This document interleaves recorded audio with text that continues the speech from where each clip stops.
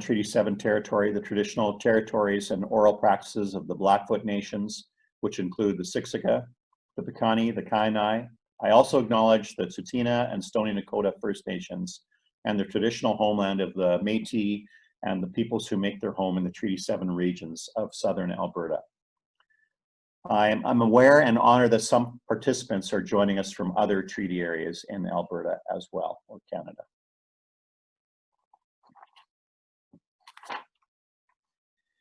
We'd like to acknowledge one of our sponsors, McLennan Ross, for their continued support. Many of you work with Teresa Hakowski, who is also in attendance here today too. So we're starting off the conference. I'm sure you've all had a chance to look at the agenda.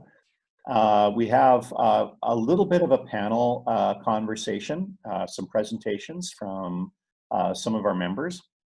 And we want to thank each of them for being willing to share.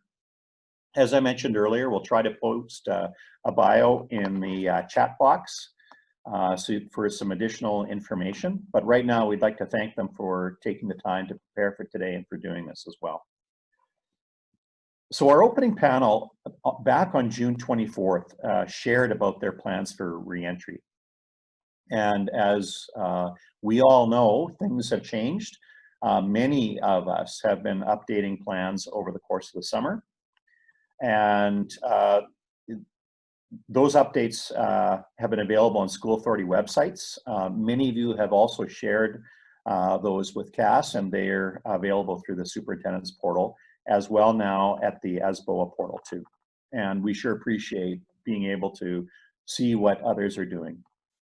So if you're willing to share, if you haven't done that already, this would be an opportunity to put your district's link to your reentry plans in the chat box, and we'll incorporate that onto those we'll compile that information as well.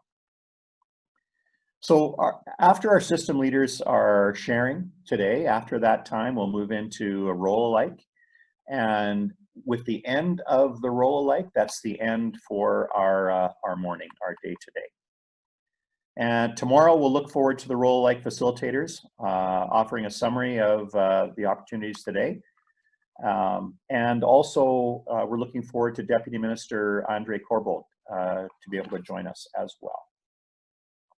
And following those presentations, tomorrow we'll focus on workplace wellness planning, as well as allowing time for system teams to work together on their workplace wellness plans too.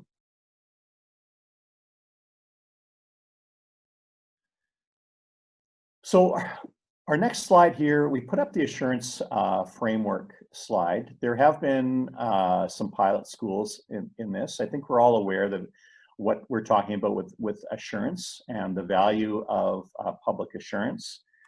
Alberta Education has introduced the assurance framework in this year's funding manual. And we appreciate the work of the pilot school authorities. And based on that work and input from stakeholders and continued research, the new assurance framework tends to result in enhanced public assurance and continuous improvement.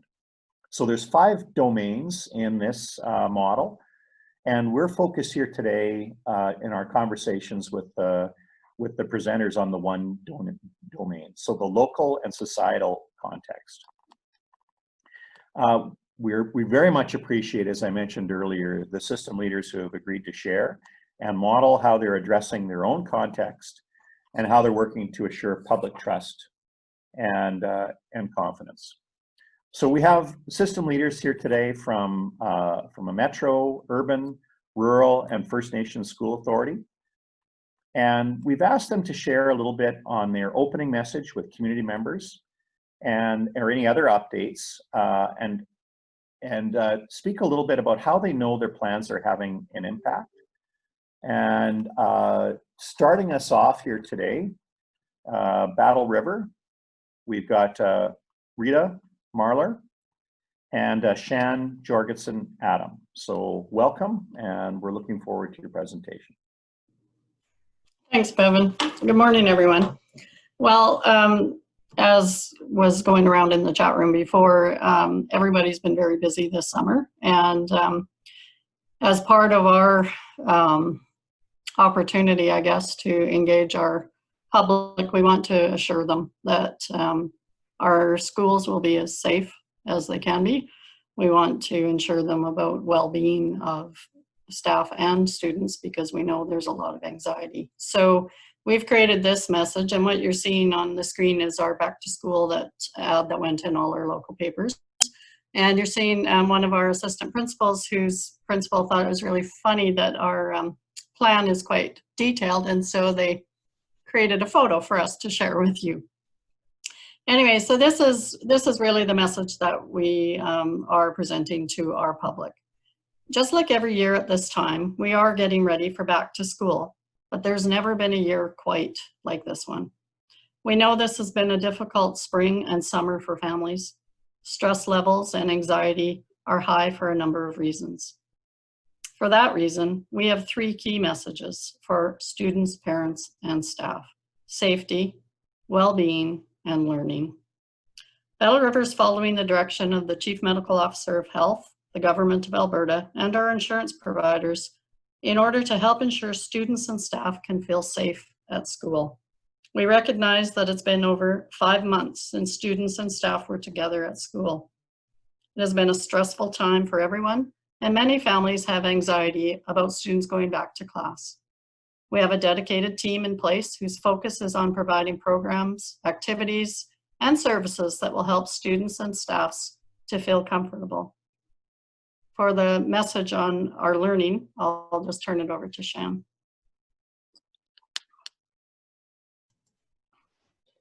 So our learning team has been back since the beginning of August, and basically first we'd like to thank everyone across the province who shared their reentry plans, because once ours gets posted up on the CASS site, you'll see a lot of familiarity.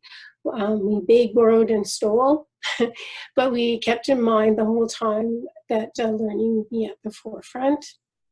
We have made the decision to break our year into quarters, and not just for our high school, but actually quarters for our whole division.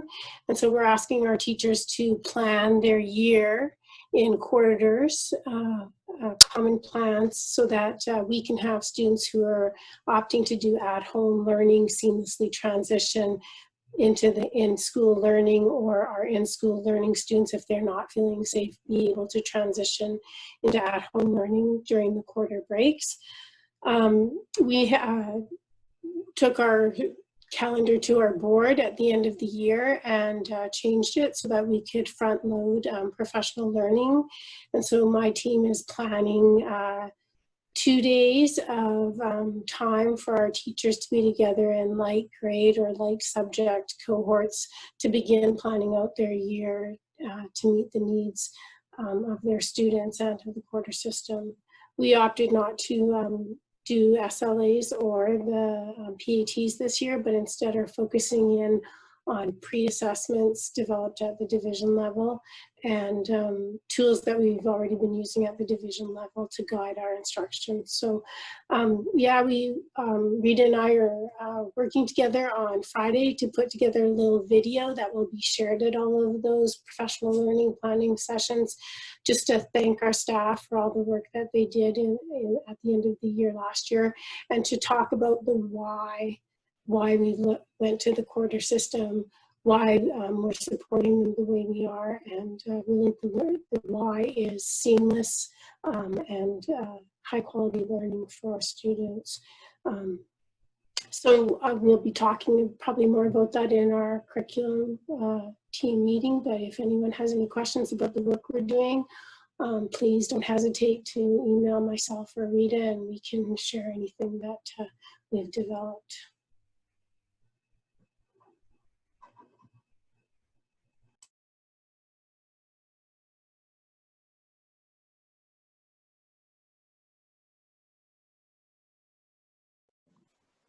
Perfect. Anything else to add? I didn't see any questions come up in the chat there so far, but very much appreciate that. That's excellent. As you can tell, the presentations we just asked for them to be fairly short this morning, so kind of 3 or 4 minutes in length. And Rita and Shan, boy, you hit that mark exactly. So we'll see if Sandy can do as well and still cover what needs to be done. So Sandy, I think you're next from Grand Prairie School Division. Okay, 3 to 4 minutes is really tough for me, Bevan, but I'm going to rocket through this a little bit. I'm sharing in the chat box a link to one of our external web pages. This is this page. If you click that link, it takes you to the public highlights of our survey from last June, and that's our starting point for planning for this year. We talked in June about how the June survey we did in our division was the highest response rate ever to certainly any survey in the 10 years I've been working in this office.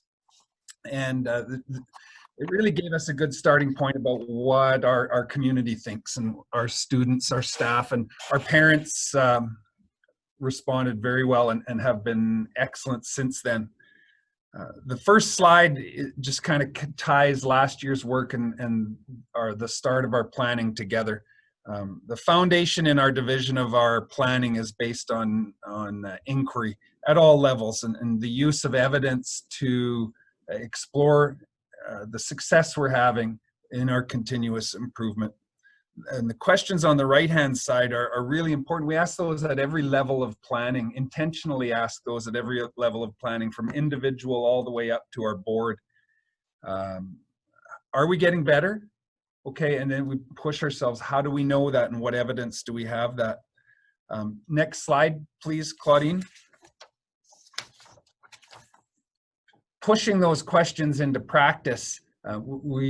Some of the things you see on the screen are the kinds of curiosities we have, kinds of evidence that we think we're looking for. And Bevan, you referenced that plans are changing on the go. I expect our plans will be changing during the day as a result of the work we're doing here together.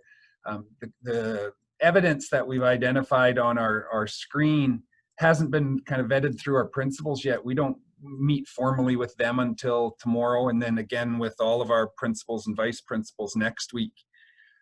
But we're trying to identify those kinds of things in each of the areas that we focus on, that we can report back to parents again at the end of the month in September.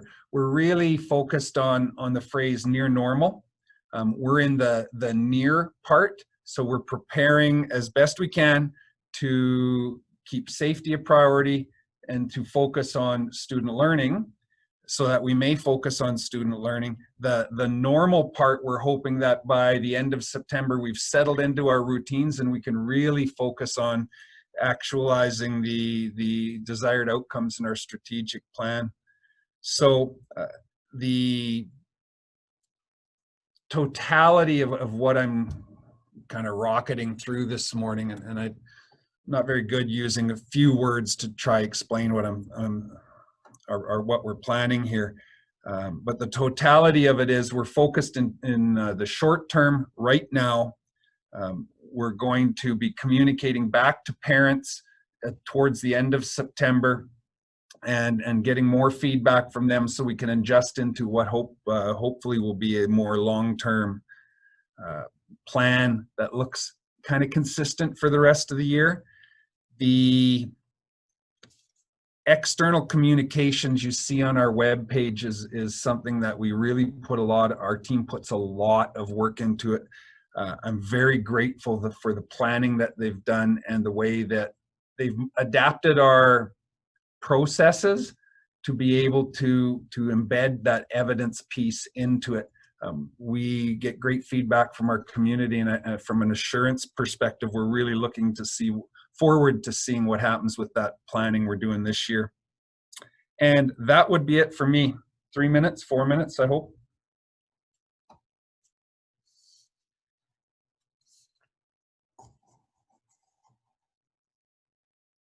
You're muted, Bevan. Thank you, Claudine. Thank you very much, Sandy. And again, if there are questions coming in, just post them into the chat, and there'll be an opportunity perhaps to follow up later. So our next presenter, Daryl Robertson, is with us here as well today with Edmonton Public Schools. Welcome, Daryl. Thanks very much, Bevan. It's difficult for me to say good morning in 3 to 4 minutes, so I'll try to whip through this. But obviously, our reentry plan is posted on our website.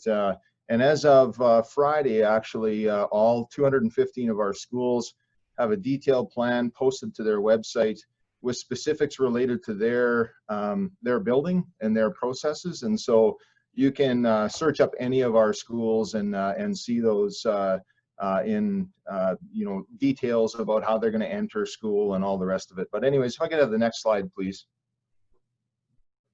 So our plan is based on 3 main pillars, and like Sandy mentioned, this was the highest response rate that we've ever had to a survey, over 74,000 respondents in our division. Over 40 of those actually were students, so that was really really great feedback to receive. But essentially, those 3 main pillars: one is mitigating risk of the spread of COVID-19. I mentioned that our templates are posted on our website. I think it's important that we're transparent that our inability to social distance has caused us to make the decision to have mandatory masks in our classrooms where we cannot socially distance. And so that is something that we've heard from many of our stakeholders, and it's like everywhere else. Your feedback on that is going to be mixed. But we felt, just in terms of trying to mitigate the spread of COVID, that was important, in addition to the other measures that the Chief Medical Officer has indicated for us. That clear and detailed information for our stakeholders, we feel, is really important. We need to have great transparency, great communication, not only for startup here, but for the rest of the school year. Second pillar of our reentry plan is parent choice. And so at 4 times during the year, starting at the beginning of the year, this week actually, parents are going to be able to choose online or face-to-face learning. I had mentioned in the previous webinar that we had that our division has created resources for online learning, teacher resources. These aren't comprehensive courses. These are excellent resources to support online teaching.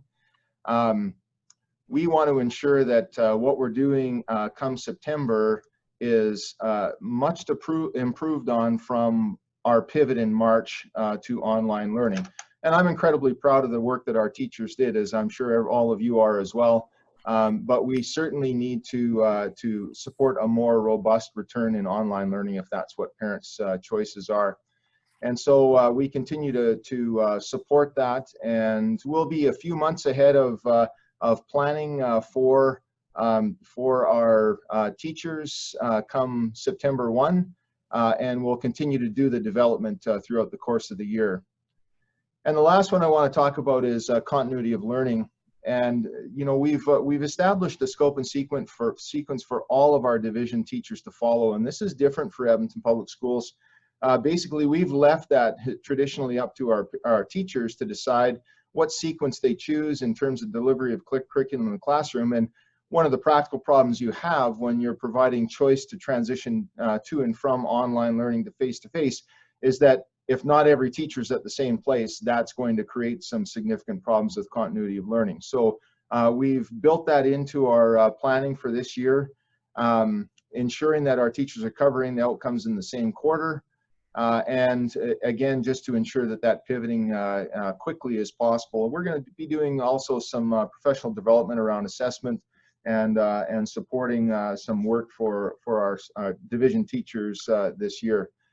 If I could have the next slide. And I'll just leave off with public assurance. We were and are a participant in the pilot assurance, and one of our goals is, in our strategic plan, is the effective engagement of stakeholders. And so we took that information from our 74,000 respondents in our survey and used that information to build our plan.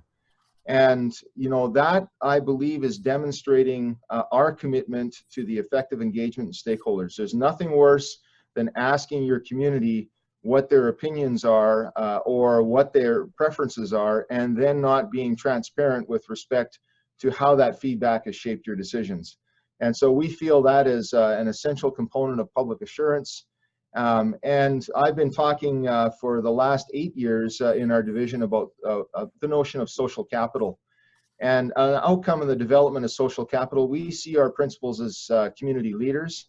And basically our goal in all of this work is to continue to build trust in our communities and confidence in the education that our division delivers to 107,000 students. So if there's any questions, happy to answer them, but you can see our detailed plans at any of our school website or on epsb.ca. You can contact me anytime if you need some additional clarity. Thanks very much. Thank you very much, Daryl.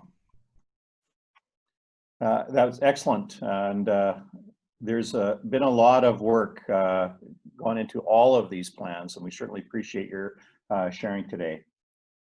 We also have with us Daphne from Kitaskinau First Nation Authority.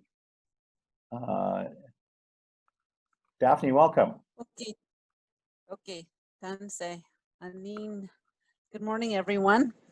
I'm very honored to be part of this panel today, and we have also been quite busy throughout the summer preparing and I guess readjusting or restart plan many times. So I just wanted to go over some of the process we've taken in engaging our communities, our First Nations. We serve 5 First Nations, and we provide a lot of we have a lot of different sectors within the communities that we have to always respond to. So we had started this off, of course, in May, and in June we had some engagement sessions with the communities, and 5 main themes came up: safety and cleanliness, policies and procedures in regards to the pandemic, staffing concerns. Many of our communities went into lockdown, and they were very afraid of staff coming back in from other areas, and wanted assurance on what would be happening if they came back into the schools. Training, there needed to be a lot of training and scheduling. So we went and we further developed our restart plan and looking at addressing these concerns in June and July. And then we, of course, presented this to the board in June and again in August. So what we have, our restart plan was just reviewed by our board, and we are in the process now of having actually, our board consists of 5 chiefs and 10 counselors. We have a 15-member board, but we are going to meet with the rest of the leadership, the chief and council next week, or this week and next week, and also with the parent advisory circle groups. So those are going to be taking place in the next 2 weeks. And then we're going to be having parent sessions. We don't start school till September the 8th. So we are going to be having sessions either one-to-one with the parents or by Google, by whatever means that we need to reach out to the parents. So that's going to be happening in the next little while. Next slide. So we have a 60-page restart plan, and we know that First Nations were very scared of the Alberta Education's plan, their scenario 1. We are not following that. We are going to be having observing social distancing. We are phasing in. We are providing a rotation if needed. So our students all won't come back to school. However, school will start for everyone. We do have an at-home learning, a new position for at-home learning mentor for the parents that will work directly with parents that choose to, if they want to stay at home with their children. So we live in First Nation communities in multi-generational homes. So there is a lot of anxiety about sending students to school and having them, or children, and having them come back and possibly transmitting COVID-19. Elders are really the focus of this. And so in our 5 First Nations, we do not have no cases, have not had no positive cases of COVID-19. So we are having to be very careful about what we do. We know that to be involved, in our communities, there's heavy involvement of chief and council and community members, elders, and they all also need reassurance as well. So it's not just the parents, but it's the rest of the community. Hence why we have to reach out to in every way we can. We do have young parents, so we know social media also is what is utilized to reach out to them through Facebook, through or school Facebooks, as well as a community Facebook. And we also, of course, have our websites. Connectivity for us is a real issue because we are going to be committing to either providing, if parents choose to be at home with their children, we are committed to looking at their connectivity, helping them with their connectivity, and also providing 1 device per student.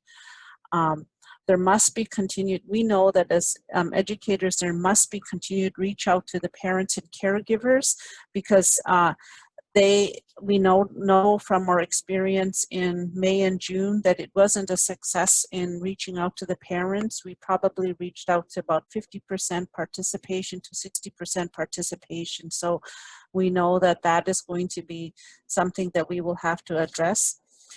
We are adjusted our curriculum for this next school year to be a common, consistent curriculum. So any class, any grade 3 they go into, they'll all be doing the same thing.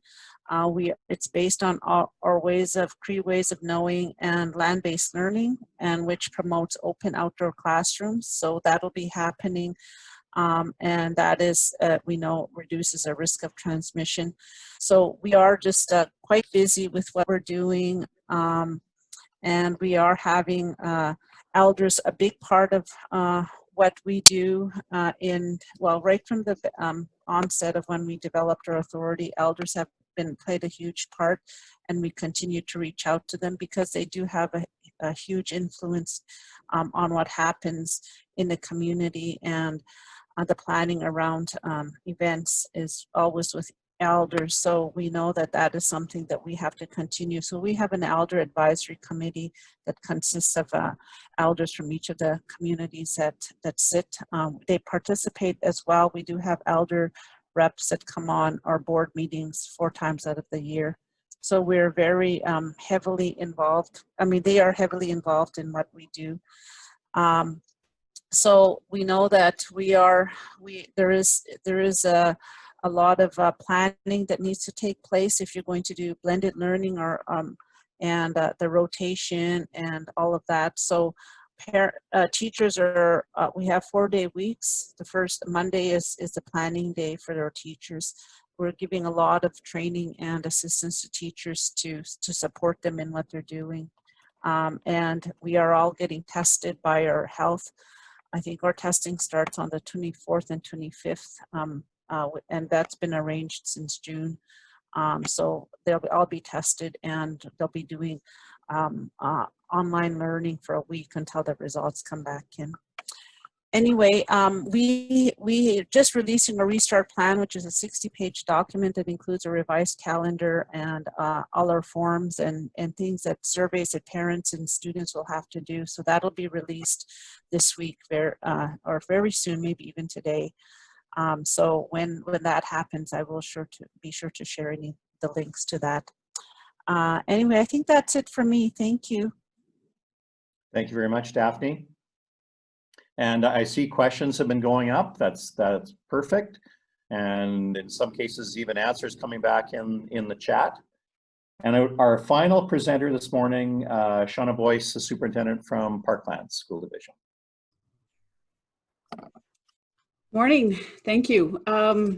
I think as we've been talking this morning, as everybody is, we're all thinking about startup. We're all thinking about how we can get everybody into school who needs to be in school and start the school year off right. What happened though is Val sort of challenged me a little bit to present and think a little bit about as the school year goes on. So once we get through the startup, what then? So, you know, like I said, we've all been spending significant time and effort getting everybody ready. And that has been that immediate focus since the reentry was announced. But as we progress through the school year, we'll need to think a little bit about the context of our decisions, to observe that local and societal context that we've been, that other presenters have been talking about this morning. The upcoming school year, much like last year's, is going to be in the documents as one of those asterisk years for you sports fans out there. And we can, I think if we use that assurance model framework, we can use that to best describe the context of that asterisk. And if we think about it in terms of that assurance model of reporting. So other people have talked about it already. You're all aware that the assurance framework has been a pilot model for quite some time. And Parkland School Division, mainly due to the work of our Associate Superintendent, Scott Johnston, who I think is about to post some links in the chat, has been involved since the beginning in 2012. As a number of school divisions have been. We've contributed to the many iterations of this reporting model, and although it will look different when it's fully implemented, I think there are a few key things that, that we need to keep top of mind. So under the assurance framework, that primary question to be addressed is, how do we know our stakeholders have the trust and or the confidence that we're succeeding? And I'm just here to share a couple of things that we in Parkland School Division learned. I think one of the first things we learned is that we often fool ourselves into asking only the questions to look for evidence of success. But we need to embrace that discomfort of acknowledging where our stakeholders are not so satisfied. And then we need, we need to do something about it. So we learned that we needed to move to a process of what we call severe and uncomfortable honesty, to seek out and then publish and share the areas for improvement. And I think Daryl said it earlier, and then do something about it. So that meant we needed to ensure that stakeholders became involved in the planning and then the actioning of those plans as much as possible. So that's just a tiny little piece of our history. And if we think about that in terms of, and applying that to our current COVID context, we have a couple of thoughts. We know that we've all had to create plans and guidelines and interpretations and Q&A documents and protocols and et cetera, et cetera, et cetera. And we've spent so much time as a province doing that and getting people ready for that. We also know that most people don't retain text very well, especially complex text, and they don't want to take the time to study it. And that's been an ongoing battle, I would say, across the province as well.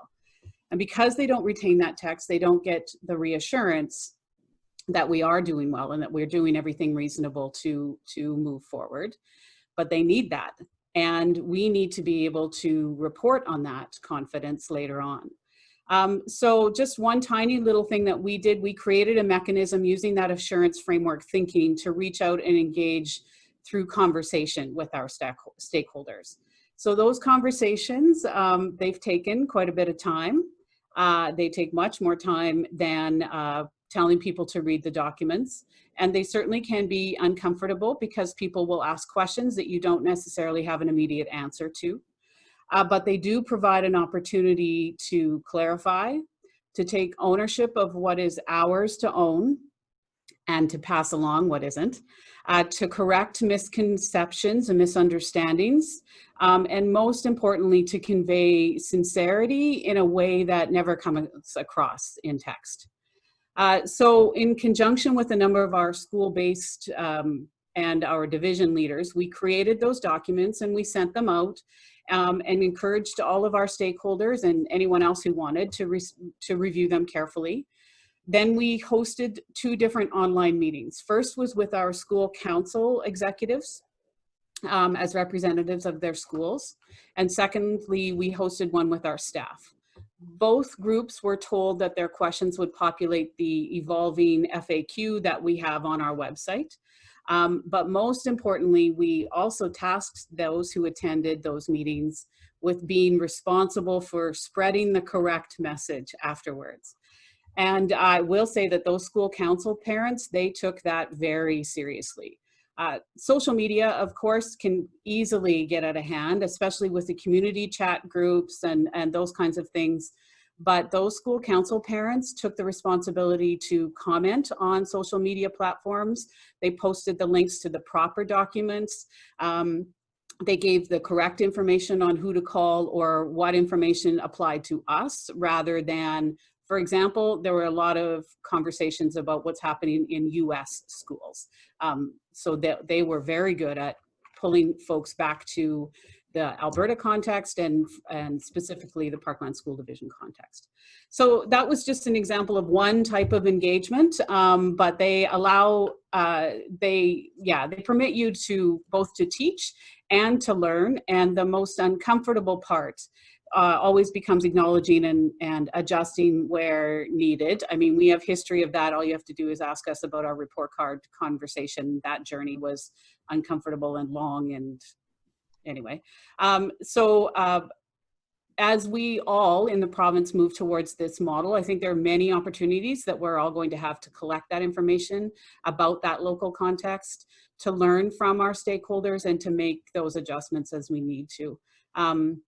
I think there will be plenty of adjustments this year. But if we keep those engagements going, and I know that everybody does them, it's just a matter of this year trying to make sure that we wrap our heads around them a little bit and keep in context of how we can report on them later. Those subsequent learnings and that follow-up will certainly help to showcase that local context for that AERR when it needs to be done. So just a little bit of sharing. We're always happy to share anything, and certainly happy to take emails, questions, telephone calls. Scott or I can, anybody can reach out to us. So thanks for the opportunity to chat for a second today.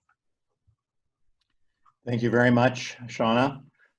Some very good insights from our presenters this morning, you know, starting off with Rita and Shan's picture of the giant pandemic manual, and I think we're all building those back on our systems. Shauna mentioned something talking about trust with our public, and part of what makes this year so challenging is whether we're trying to maintain trust through a very challenging time where, you know, the nature of our situation is working to erode that trust constantly. Daryl mentioned being agile and being able to pivot. And when all of us are working with so many people, we know that our plans have to change, as Sandy mentioned, and I think all of us are getting additional ideas already here today about things we need to tweak. But the thousands of people that are going to be impacted and will have to implement those changes as we go makes it very challenging. I think many of us are struck by Daphne's comment on the number of multi-generational families and the impact of that. And I think we are also realizing, because many of us have had calls from families within our system, and the multi-generational households that each of us have. I know that I've been surprised by the number within my own system. This is going to be an extraordinary year, certainly an asterisk year. And the opportunity and the possibilities that will come out of our conversations here, I think are going to be very, very helpful. We've been looking forward to the roll-alikes. Claudine has sent out an email, so we're not quite doing it like in the past, but with moving people into a separate room. You'll have to leave this Zoom and go to the new one in the link that she sent. Now, maybe what I'll ask Claudine to do is just in the chat, if she wouldn't mind posting her email, and you can take a quick copy of that just in case you didn't get an email to your next Zoom chat, or for some reason it doesn't work. And then you can send her an email or a text message if you've got her number for her to help you out with that. So very much thank you to our presenters today. And if you're moving ahead to the smaller groups, Amber Darrow from Horizon is facilitating the curriculum assessment. Scott McFadden and Mark Francis are doing operations and logistics. Safe, caring, and respectful learning environments with a focus on wellness is Vince Bain from Christ the Redeemer. And also Brian Angelic from CASS will be working on the student wellness portion. And then if you're staying in the chief superintendent meeting, that's the one you don't have to leave this group. We're just going to continue within this meeting here. So it'll be easy for superintendents. Tomorrow, we're starting at 9 o'clock. But if you want to pop in a little bit early, there's a short, it's a less than 10-minute video. That will be happening at 8:45. And it's kind of a cool video. It's something that you might be interested in sharing with your school administrators. And so pop by a little early if you'd like to see that. And then we'll be starting things tomorrow right at 9. And our host tomorrow is the president of ASBOA, Dexter Durfee. So he'll be taking us through the morning. And I think that might